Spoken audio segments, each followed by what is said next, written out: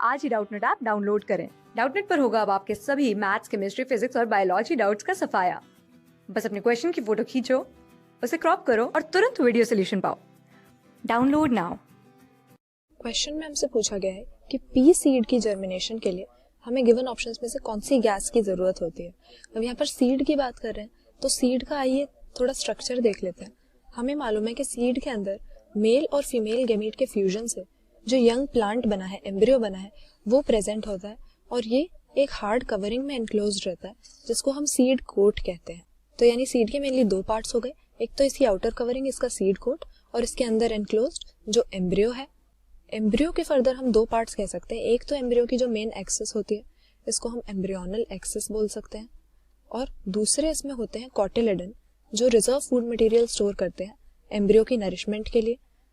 तो डाइकोटिलेडनस प्लांट्स की जब हम बात करते हैं तो ये कॉटिलेडन दो होते हैं और मोनोकॉटिलेडनस सीड में ये हमें सिंगल कॉटिलेडन मिलता है। तो हमारा ये जो पी है ये असल में हमारी फेबेसी फैमिली में बिलोंग करता है और ये डाइकोटिलेडनस फ्लावरिंग प्लांट्स की फैमिली है, इसीलिए इसमें हमें दो कॉटिलेडन मिलेंगे। अब जर्मिनेशन से हमारा क्या मतलब होता है? सीड का काम ही ये होता है कि उसको प्लांट को प्रोपिगेट करना है, आगे इसकी रिप्रोडक्शन करवानी है। तो सीड जो है सबसे पहले डिस्पर्स हो जाती है।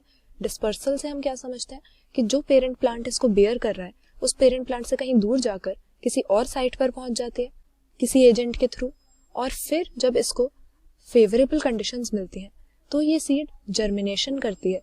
मतलब कि जो एम्ब्रियो है वो सीड कोट को तोड़कर बाहर आता है और सीडलिंग में डेवलप हो जाता है और इस तरह से नए प्लांट की ग्रोथ शुरू हो जाती है। अब जर्मिनेशन के लिए कुछ मेन एक्सटर्नल फैक्टर्स की हमें जरूरत होती है, जिसमें से सबसे पहला होता है हमारा ऑक्सीजन।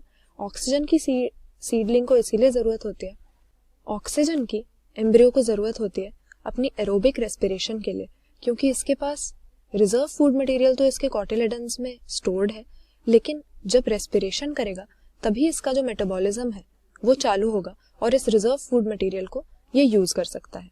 इसके बाद दूसरा जो मेन फैक्टर होता है हमारे पास होता है वाटर।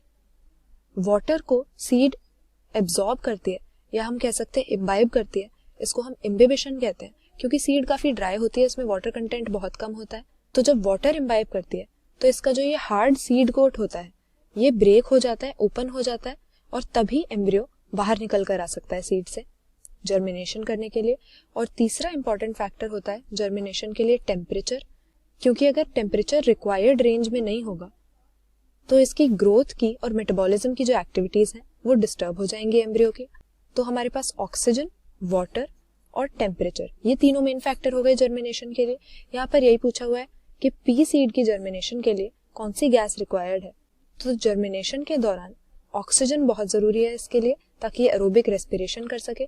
फिर वाटर भी एक इंपॉर्टेंट फैक्टर होता है, लेकिन वाटर वेपर नहीं, क्योंकि गैशियस फॉर्म में वाटर को सीड एब्जॉर्ब नहीं करती, लिक्विड फॉर्म में वाटर को इम्बाइब करती है। इसके अलावा हाइड्रोजन और नाइट्रोजन ये भी बहुत जरूरी होते हैं सभी प्लांट्स के लिए, उनके स्ट्रक्चरल कंपोनेंट भी होते हैं और कई बायोकेमिकल्स में कंटेन्ड होते हैं, लेकिन जर्मिनेशन की स्टेज पर इनकी अभी जरूरत नहीं होती। जर्मिनेशन के लिए ऑक्सीजन सबसे ज्यादा इंपॉर्टेंट होता है, इसीलिए करेक्ट आंसर मार्क कर देंगे। The gas required for germination of pea seed is option B, oxygen. Class 6 से 12 से लेके नीट, IIT, JEE मेंस और एडवांस के लेवल तक 10 मिलियन से ज्यादा स्टूडेंट्स का भरोसा। आज ही डाउनलोड करें डाउटनेट ऐप या व्हाट्सएप कीजिए अपने डाउट्स 8400 400 400 पर।